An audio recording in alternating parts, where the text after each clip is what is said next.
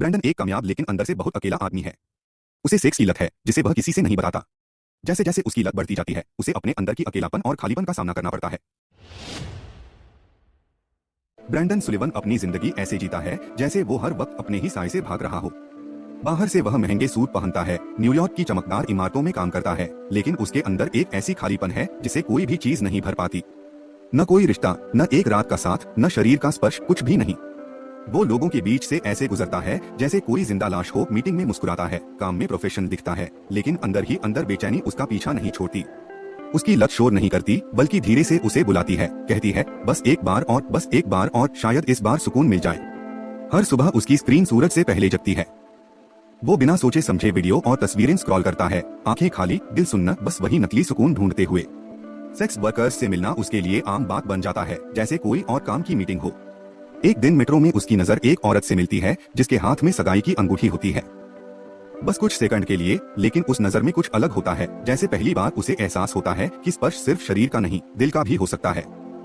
और यही बात उसे अंदर तक झकझोर देती है। लेकिन तभी वह औरत पलकें झपकाती है, उसके चेहरे पर थोड़ी झिझक दिखाई देती है और वह नजरें मोड़कर अगले स्टेशन पर भीड़ में गुम हो जाती है। ब्रैंडन दरवाजे बंद होते समय वहीं खड़ा रह जाता है, कांच में अपना ही चेहरा देखता हुआ, ऐसा चेहरा जो उसे खुद का नहीं, किसी अजनबी का लगता है। बाद में वह अपने बॉस डेविड के साथ बाहर जाता है, एक ऐसा आदमी जो अपनी बेवफाइयों को परफ्यूम की तरह पहनता है, जोर से हंसता है, उन बातों को बहुत हल्के में लेता है जिन्हें असल में मायने रखना चाहिए। एक हल्की रोशनी वाले क्लब में, जहां म्यूजिक गाने से ज्यादा दिल की धड़कन जैसा लगता है, डेविड एक औरत से फ्लर्ट कर रहा होता है। लेकिन ब्रैंडन उसे एक शांत शिकारी जैसी नजर से देखता है, जैसे वह हमेशा करता है जब वह किसी शिकार पर होता है। जैसे ही डेविड वहां से हटता है, ब्रैंडन आगे बढ़ता है, न तो किसी मोहब्बत के अंदाज में, न ही गर्मजोशी से, बल्कि एक कंट्रोल्ड भूख के साथ जो उस औरत को अपनी तरफ खींच लेती है। कुछ मिनट बाद वह एक अंधेरी गली में होता है, उसके साथ दबा हुआ, दोनों के जिस्म ऐसे हिल रहे जैसे वे खुद को मिटाने की कोशिश कर रहे हों। वह औरत ऐसे कराहती है जैसे यह सब मायने रखता हो, लेकिन ब्रैंडन के लिए वह बस एक और लम्हा है, एक और जिस्म जिसे वह जल्द ही भूल जाएगा। उसकी जेब में फोन वाइब्रेट करता है, लेकिन वह नजरअंदाज कर देता है। फिर से सिसी है। वह अब उसके वॉइस मैसेज नहीं सुनता, इसलिए नहीं कि वह परवाह नहीं करता, बल्कि इसलिए कि उसकी आवाज उसे उस पुराने खुद की याद दिलाती है, वह बच्चा जो कभी महसूस करना जानता था। जब वह आखिरकार अपने अपार्टमेंट में लौटता है, थका हुआ, बेकार छूने के एहसास से भरा, वह बाथरूम का दरवाजा खोलता है और रुक जाता है। वहाँ पानी की धारों के नीचे खड़ी है सिसी, उसकी बहन, बिना किसी शर्म के, उस दुनिया में जिसमें उसने खुद को हर भावना से दूर करके रखा है। वह मुड़कर मुस्कुराती है, जैसे कुछ हुआ ही नहीं, जैसे उनकी पुरानी यादें कब्र नहीं बल्कि कोई मजाक हो। वह रहने की बात कहती है, उसकी आवाज हल्की है, लेकिन आंखों में तूफान छुपा है। ब्रैंडन झिझकता है, उसका शरीर तनाव से भर जाता है, शर्म की वजह से नहीं, बल्कि इसलिए कि उसकी मौजूदगी उन दीवारों में दरार है जिन्हें उसने अपने चारों ओर खड़ी की है। वह हाँ कह देता है, लेकिन उसकी चुप्पी साफ बता देती है कि वह यह नहीं चाहता। उसके वहां रहने से रातें बदल जाती हैं। ब्रैंडन उसे दूसरे कमरे में सुनता है, कभी वह फोन पर जोर से हंसती है, फिर कुछ देर बाद रोती है, किसी आदमी से विनती करती है कि उसे छोड़कर मत जाओ। उसकी आवाज उसी बेकली से कांपती है जो ब्रैंडन खुद महसूस करता है, लेकिन उसे नाम देने से डरता है। कभी कभी वह गाती है, जब उसे लगता है कि ब्रैंडन सो गया है, उसके धीमे सुर घर में ऐसे घूमते हैं जैसे कोई भूला हुआ सपना अब भी जिंदा हो। जब डेविड और ब्रैंडन उसे बार में परफॉर्म करते देखने जाते हैं, सिसी स्टेज पर सिर्फ एक माइक और अपनी कच्ची सच्ची आवाज के साथ खड़ी होती है। वह न्यूयॉर्क न्यूयॉर्क गाती है, किसी जश्न की तरह नहीं, बल्कि एक पुकार की तरह। ब्रैंडन अंधेरे में खड़ा उसे देखता है, सीने में एक दर्द भरी गांठ उठती है, क्योंकि सिसी मंच पर अपना दर्द खुलकर दिखा रही है, कुछ ऐसा जो वह खुद कभी नहीं कर पाता। डेविड भी उसे नोटिस करता है, जाहिर है, और शो के बाद उससे फ्लर्ट करता है, उसकी बाहों पर पड़े पुराने जख्मों को घूरते हुए, जो किसी बीती काली रात की निशानी है। उस रात सिसी डेविड के साथ सोती है, ब्रैंडन के बिस्तर पर, उसकी हंसी गलियारे में गूंजती है, जैसे खुशबू लगाए हुए एक धोखा। ब्रैंडन कुछ नहीं कहता, वह बस किचन में बैठा रहता है, खाली निगाहों से घूरते हुए, और दूसरे कमरे से आती उनके जिस्मों की आवाजें उसके अंदर चाकू की तरह उतरती रहती हैं, और वह मानने से इनकार करता है कि उसे दर्द हो रहा है। रात के बाद जब डेविड चला जाता है, सिसी वापस ब्रैंडन के बिस्तर में आकर लेट जाती है, जैसे बचपन में डर लगने पर लेटती थी। लेकिन इस बार ब्रैंडन पीछे हट जाता है, उसकी आवाज ठंडी और कठोर हो जाती है। वह उसे कमरे से निकलने को कहता है, उसके हाथ कांप रहे होते हैं, गुस्से से नहीं, डर से, जुड़ाव के डर से, पास आने के डर से, ऐसे एहसास के डर से जो सिर्फ पाप या शर्म नहीं, बल्कि सच्चा हो सकता है। अगले दिन ऑफिस में जब कंपनी के सिस्टम में वायरस मिलता है और आईटी को पता चलता है कि उसका हार्ड ड्राइव अश्लील वीडियो से भरा है, डेविड मजाक उड़ाता है, चाहे हंसी में टाल देता है, और सब लोग आगे बढ़ जाते हैं जैसे कुछ बड़ा हुआ ही नहीं। लेकिन ब्रैंडन जानता है कुछ बदल रहा है। उसे लगता है जैसे दीवारें अंदर की तरफ सरक रही हैं। सामान्यता का नाटक करने के लिए, बस एक पल के लिए खुद को सामान्य महसूस करने के लिए वो अपनी सहकर्मी मैरियन को डेट पर ले जाता है। मैरियन बहुत शांत स्वभाव की है, उम्मीदों से भरी हुई। वो अभी भी प्यार को एक सच में की जाने वाली चीज मानती है। वो कमिटमेंट की बात करती है, किसी सच्चे रिश्ते की इच्छा की बात करती है, और ब्रांडन उसे सुनता है, सही समय पर सिर हिलाता है, लेकिन अंदर से उसे लगता है जैसे वो एक नकली इंसान है, जैसे कोई परछाई जो इंसान बनने की कोशिश कर रही हो। जब वे सबवे स्टेशन पहुंचते हैं, मैरियन उसके साथ चलने का इंतजार करती है, शायद एक छोटा सा किस, शायद कुछ नया शुरू हो, लेकिन ब्रांडन पीछे हट जाता है, जैसे प्लेटफॉर्म उसके पैरों के नीचे जल रहा हो। वो नजदीकी से ज्यादा दूरी चुनता है। उस रात सब कुछ टूट जाता है। ब्रांडन फिर से बाथरूम में खड़ा होता है, उसका हाथ मशीन की तरह खुद पर चलता है, उसकी आंखें स्क्रीन पर जमी हैं, उसी चक्र में डूबा हुआ जिसने उसे जिंदा तो रखा है, लेकिन जीने नहीं दिया। तभी वो ऊपर देखता है और वो वहां खड़ी है, सिसी, दरवाजे पर, चौड़ी आंखों में सच्चाई का डर लिए। समय जैसे रुक जाता है, अंदर कुछ टूटकर बिखर जाता है। ब्रांडन तेजी से आगे बढ़कर लैपटॉप बंद कर देता है, गुस्सा उसके भीतर से ऐसे फटता है जैसे कोई पुराना जख्म अचानक खुल गया हो। वो उस पर चिल्लाता है, उस पर जासूसी करने का इल्जाम लगाता है, उसके आखिरी बचने वाले ठिकाने में घुसने का आरोप लगाता है। उसकी आवाज कांप रही होती है, दर्द और शर्म के मिले जुले डर से। सिसी पीछे हटती है, कांपती हुई, उसकी तरफ गुस्से से नहीं बल्कि टूटे दिल से देखती है, और बिना कुछ कहे वापस मुड़ जाती है। ब्रांडन वहीं रह जाता है, अकेला, अपनी ही घिन और शर्म के बोझ में दबा हुआ। ब्रांडन अपने एकदम साफ सुथरे फ्लैट के बीचों बीच खड़ा है। चारों तरफ इतनी गहरी खामोशी है कि उसे लगता है जैसे ये खामोशी उसकी त्वचा पर दबाव डाल रही हो। और बहुत समय बाद वो अपने आसपास रखी चीजों को सुख देने वाले साधन की तरह नहीं, बल्कि सबूत की तरह देखता है, चमकती हुई ठंडी यादें कि वो कितना नीचे गिर चुका है। उसका जीवन दिखावे और नकली मुस्कुराहटों से खाली होकर अब बस मशीनों और स्क्रीन का ढेर लगता है, जो उसकी अंदर की भूख को सुन्न करने के लिए है, वो भूख जो मरने से इनकार करती है।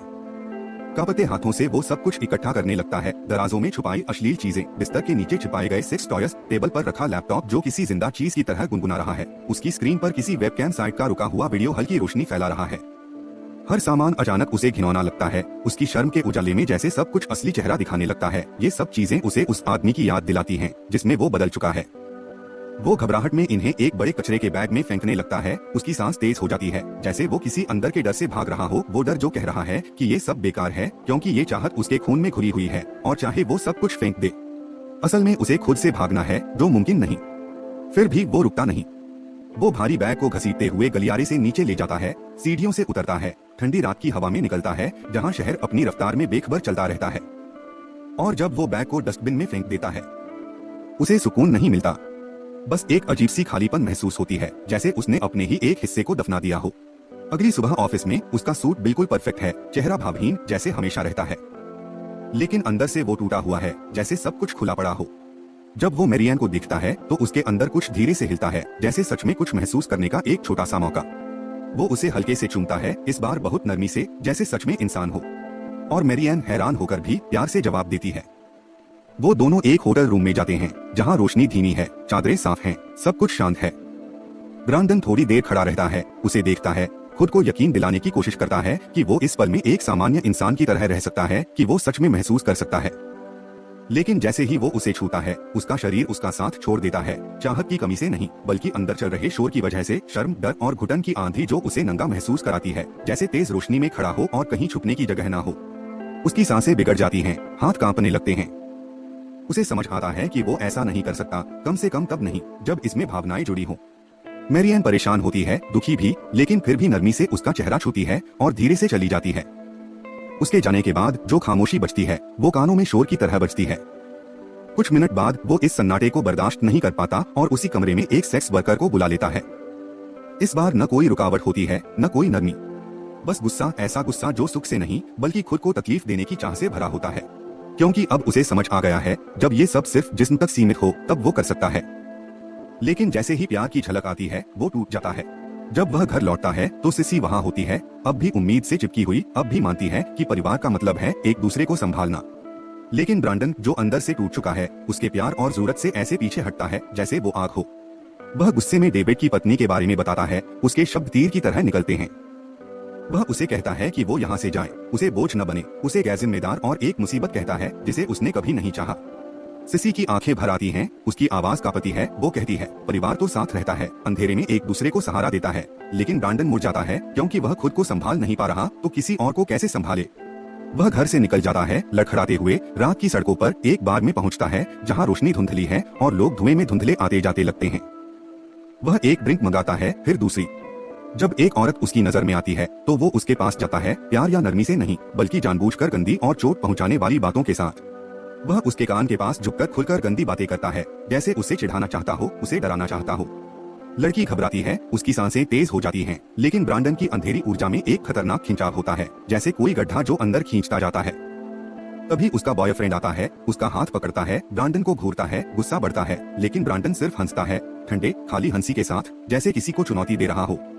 जब वह वहां से मुड़कर जाता है तो बॉयफ्रेंड उसे एक गली में पकड़कर बुरी तरह पीटता है, घूंसे उसकी पसलियों पर पड़ते हैं, चेहरे पर लगते हैं, जमीन उसके नीचे से खिसकती है और उसका मुंह खून से भर जाता है, लेकिन ब्रांडन वो इसे रोकता नहीं, बल्कि दर्द के बीच हल्की सी मुस्कान आती है, क्योंकि इतने समय बाद उसे कुछ असली महसूस होता है, कुछ ऐसा जो चुभता है, जलाता है और उसे याद दिलाता है कि वो अभी जिंदा है। उसके बाद जब वह लड़खड़ाते हुए बाहर चलता है, शहर उसके चारों ओर घूमता हुआ लगता है। वह फोन चेक करता है और सिसी का वॉइसमेल सुनाई देता है। उसकी टूटी हुई आवाज रोते हुए कहती है कि हम बुरे लोग नहीं हैं, हम बस एक बुरी जगह से आए हैं। उसकी आवाज में वो दर्द है जो माफी मांगना नहीं जानता लेकिन फिर भी उम्मीद नहीं छोड़ता।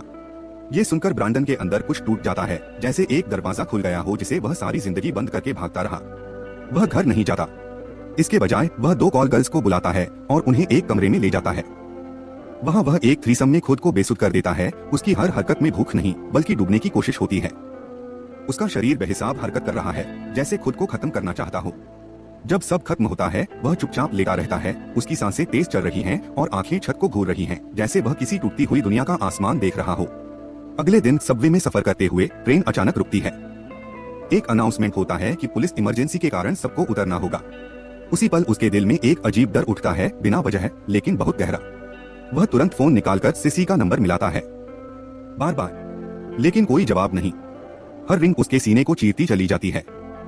वह भागता है सड़कों पर, सीढ़ियों पर, सांस फूलती हुई, और जब वह घर पहुंचता है तो सबसे पहले उसे सन्नाटा मिलता है। एक अजीब भारी सन्नाटा, एक सन्नाटा जो अजीब लगता है, भारी और डरावना। फिर उसकी नजर बाथरूम के थोड़ा खुले दरवाजे पर जाती है।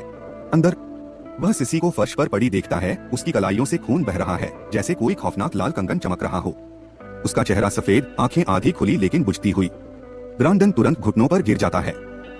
उसके हाथ कांप रहे हैं। वह घबराकर कपड़ा दबाकर खून रोकने की कोशिश करता है। उसकी आवाज टूट रही है। जब वह एम्बुलेंस को कॉल करता है, जल्दी आओ। जब उसे ले जाया जाता है वह बच जाती है। ब्रांडन अस्पताल में उसके बिस्तर के पास बैठा रहता है, उसका हाथ थामे हुए, मशीनों की धीमी बीट के बीच। उसके दिल में एक ऐसा दर्द उठता है जिसका कोई नाम नहीं। एक दर्द उसके लिए, अपने लिए, उन बातों के लिए जो कभी कह ही नहीं पाए, उन जख्मों के लिए जो कभी भरे ही नहीं गए। अस्पताल से निकलने के बाद ब्रांडन बिना दिशा के चलता रहता है। बारिश शुरू हो जाती है। ठंडी बारिश उसके चेहरे पर गिरती है और उसके गर्म आंसुओं में मिल जाती है।